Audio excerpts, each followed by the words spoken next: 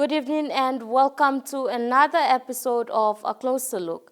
The Forum for the India-Pacific Islands Cooperation has seen PNG gearing up to host this important event for the very first time.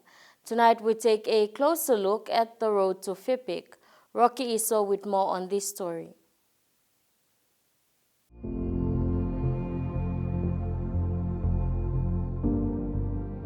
It began with a trip to King Charles III's coronation and a TikTok video upload by the daughter of Mosby South MP and former PNG Foreign Minister Justin Chichenko.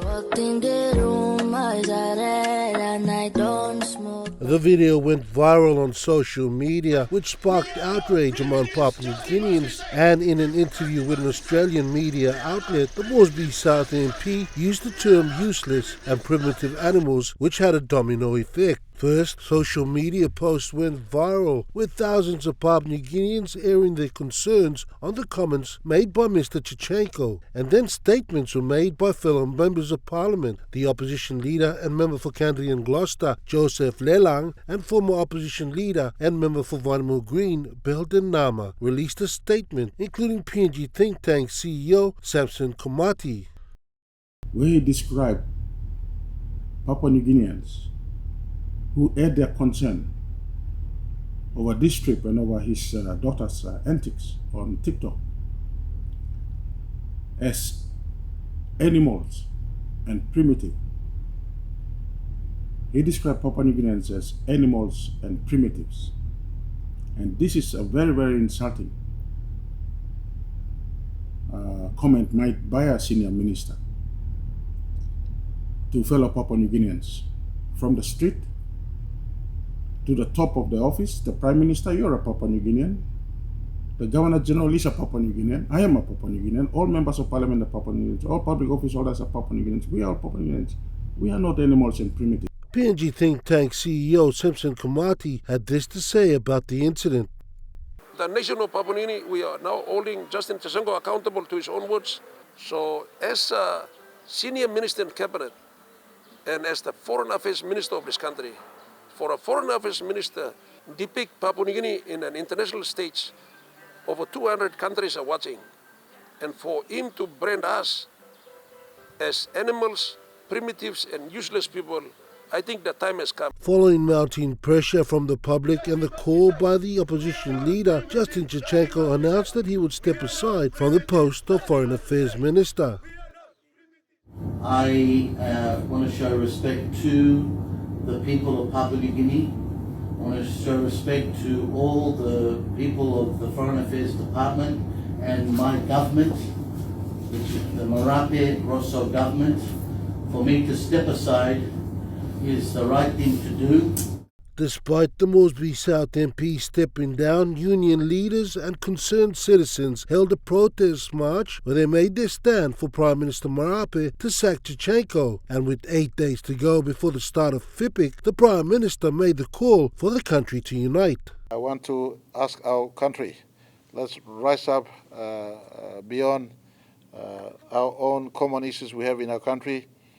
Just like we come together in the Pacific Games, we come together in when Kumul is playing, many of our national days and national events.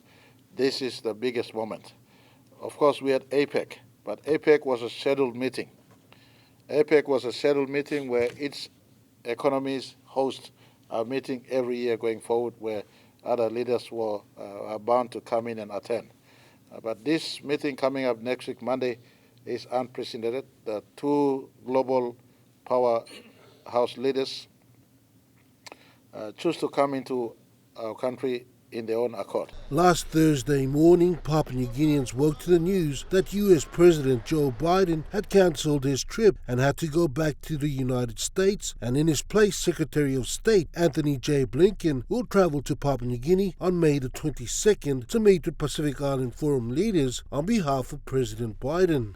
While this played out in the background, and in spite of Prime Minister James Marape's call for the country to unite, the unions and concerned citizens unified for a sit-in protest last Thursday, asking for the Prime Minister to receive 3 petitions. MIPLO leaders, we all subscribe to the leadership code in the first instance.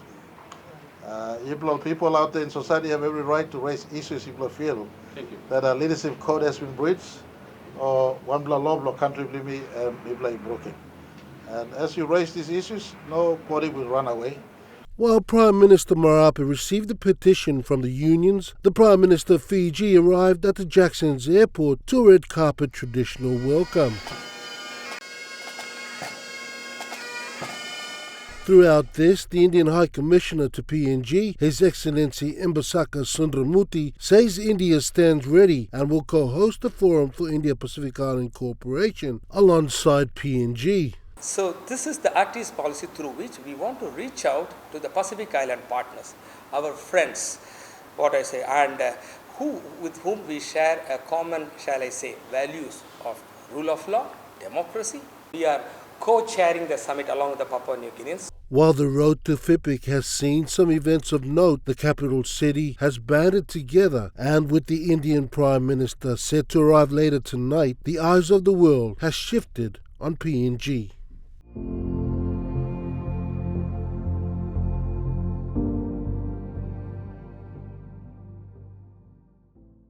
We take a quick break now, and when we return, we place a spotlight on the recently concluded Australia-Papua New Guinea Business Forum and Trade Expo.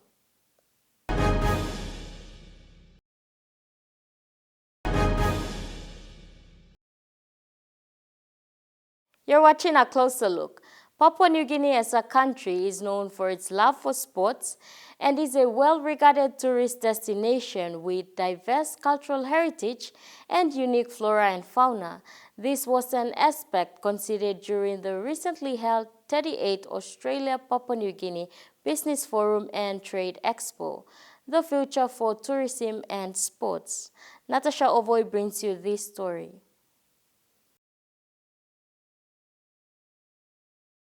The tourism industry on a global scale in the last 2 years was gravely affected following the COVID-19 pandemic. With the uplifting on travel restrictions, the PNG Tourism Promotion Authority affirms plans and preparations are already underway to get the industry bustling again. Like sports, tourism embraces talent, employment opportunities, and exposure, especially at a global scale. Papua New Guinea has a potential to reap benefits of the two. This notion was expressed by the CEO for the PNG Tourism Promotion Authority, Eric Mossman, who explained what these two aspects are and how they both correlate. Sports tourism. What is it? Tourism and sports are interrelated and complementary. Sports as a professional amateur of leisure activity involves a considerable amount of traveling to play and compete in different destinations and countries. Major sporting events such as the Olympic Games, football, rugby championships have become powerful tourism attractions in themselves. This is a very positive contribution to the tourism image of the host destination. Sports tourism is one of the fastest growing sectors in tourism. More and more tourists are interested in sport activities during their trips, whether sports are the main objective of travel or not. The CEO made mention that PNG Tourism Promotion Authority had always taken part in assisting with big sporting events that take place in the country. Some of these include the Women's FIFA World Cup, the Pacific Games, the longboard surfing titles, the Rugby League World Cup, and the National Rugby League competition. According to Lowy Institute's Sport on Ost PNG network, rugby is the most popular sport in PNG with more participants and more attention in terms of investment and fan support. With this notion in mind, plans are underway to build exposure and tourism attraction through the sport. Equity and sustainability is and should be the foundation of tourism in Papua New Guinea. It connects the most crucial stakeholder, the traditional resource custodians, to the fair development of their tourism resource, considering 97% of PNG's landmass and out to 3 nautical mile of our fringing reefs belong to our resource custodian host communities, and not the state. Another thriving sport in PNG that had drawn quite an attention so far is surfing. The president and co-founder of PNG Surfing Association, Andrew Abel, expressed what the sport achieved so far in this regard and plans afoot. The Kokoda Trail trekking product. As Surfing PNG marks 34 years since foundation to bring surfing and surf tourism into the mainstream development agenda, we're now seeing the emergence of resource custodians embracing the positive benefits reticulated to their communities from their surfing resource, such as education, health and communication infrastructure, direct and indirect job creation, business opportunities, and social stability and communal wealth generation. Meanwhile, Abel expressed that while tourism is important for the country, the custodians of the resources must be respected in the process. The lesson is clear. Regardless of the scale of investment, if resource custodians in Papua New Guinea and Bougainville are marginalised from the development of their natural resources and wealth, including tourism attractions, it can lead to the inconvenience of all stakeholders. The crisis in Bougainville was a major wake-up call for all the Papua New Guinea national government leaders, international business community and the nation as a whole. And I hope that this is a wake-up call for those involved in the development of the Kokoda Trail trekking sector. Kokoda Trail, which was attracting pre-COVID around 3,500 trekkers annually, has sadly degenerated into a dysfunctional situation where we are witnessing state agencies being undermined by foreign non-compliant operators at the expense of Papua New Guinea and the resource custodians of Kokoda Trail who remain literally beggars and bystanders on their land. Abel made a reference to the Bougainville crisis of 1988 and how people have the potential and power to fight for what is just.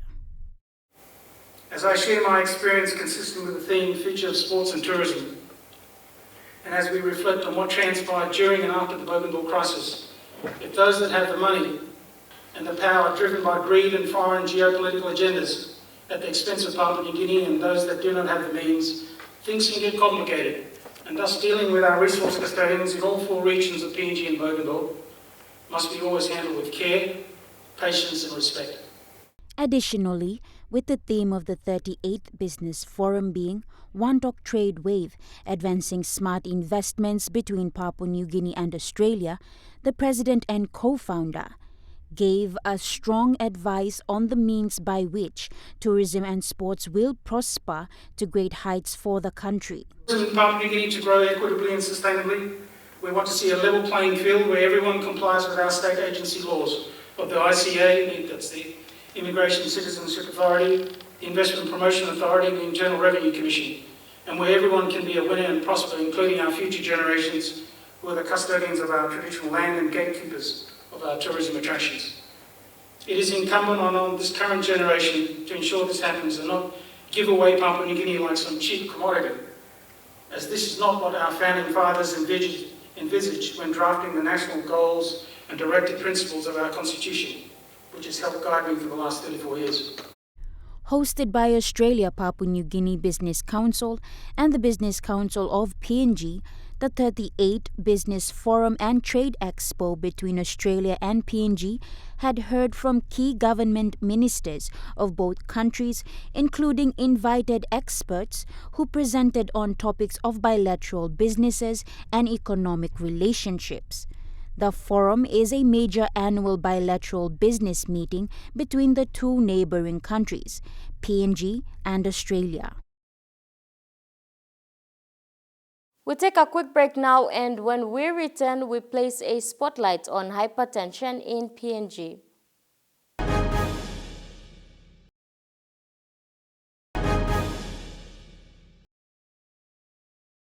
You're watching A Closer Look. Health experts have identified hypertension as one of the leading causes of deaths in urban centers in PNG. Why is this so? Sharon Enui with details to this story. According to the World Health Organization, non-communicable diseases are a threat to life, health and development in PNG. It was identified that 56% of all deaths in PNG are premature mortality caused by risky health behaviors such as tobacco smoking, obesity, and high blood pressure, high salt intake, and excessive alcohol consumption. Hypertension, also called high blood pressure, is blood pressure that is higher than normal. Blood pressure normally rises and falls throughout the day, but it can damage the heart and cause health problems if it stays higher for a longer period of time. According to the World Health Organization, the nation's capital has the country's highest rate of inpatient deaths from non-communicable diseases in PNG, such as cardiovascular diseases, chronic respiratory diseases, diabetes, cancer, and hypertension. Health expert Professor Seizi Kevau explained that the changes people make when it comes to what they consume into their bodies can contribute immensely to hypertension. In the 60s, up to the time I graduated from the University of Papua New Guinea, in those days, there were no hypertension. Blood pressure was normal for everybody. All the village people around here never had high blood pressure, never had heart failure, never had diabetes, never had a stroke. We became independent in 1975, after which Papua New Guinea changed. And when you look at that, and you go and ask your fathers and grandfathers and ask them about the lifestyle in the 60s, they will tell you all the food items we ate, were natural. They were natural products. So how come, since independence, our diet has changed? Therefore, we've got all these lifestyle diseases that have come up. In support of Professor Seizi Kevau's statement, findings further suggest that populations with longer and greater exposure to modernization, such as those living in urban areas, those with increasing and easy access to pre-packaged food, and those with a genetic predisposition, tend to have a higher prevalence of cardiovascular diseases and hypertension risk factors. He went on to highlight that Port Moresby General Hospital on a daily basis accommodates at least 20 patients with stroke, which is related to high blood pressure. Prevention is better than cure. The most dangerous condition to have, like all the others, is a stroke. And the number one cause of stroke is hypertension. I see patients in everyday ward round. Right now in the medical ward, there's about 20 patients in our medical ward with stroke. We did a quick round this morning. There's about 20 patients with stroke. And high blood pressure is the commonest cause of stroke. What does stroke mean? Stroke means that one side of the brain is dead. And if that brain is affected by hypertension, which is the commonest cause, then the opposite part of the body is not going to be functional. So if you have a stroke in the left brain, you can't walk. Your right side is paralyzed. Above that, left brain is where your speech area is. So for you to talk, for me to talk, for all of us to be talking this morning, we are dependent on the speech area on the left side of the brain. But if you have a stroke due to high blood pressure, hypertension, and it affects that, you can't talk. You are lying down on the bed, in the house, nowhere to go, and your grandchildren, everybody's walking around you. That is the picture that I want to share with everybody. That is the picture that you do not want to have. When Christmas service comes, Christmas season comes in my village, those with stroke, they cannot go. That's the day when we go in, when we go and celebrate the birth of Jesus Christ.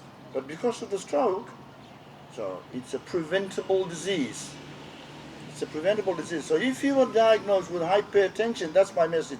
You take your blood pressure tablets for the rest of your life. for the rest of your life. If you miss out on your blood pressure machine, your blood pressure tablets, and you have a stroke, you are going to be very regretful. There's nothing else you can do. That scar tissue in the brain that forms is irreversible.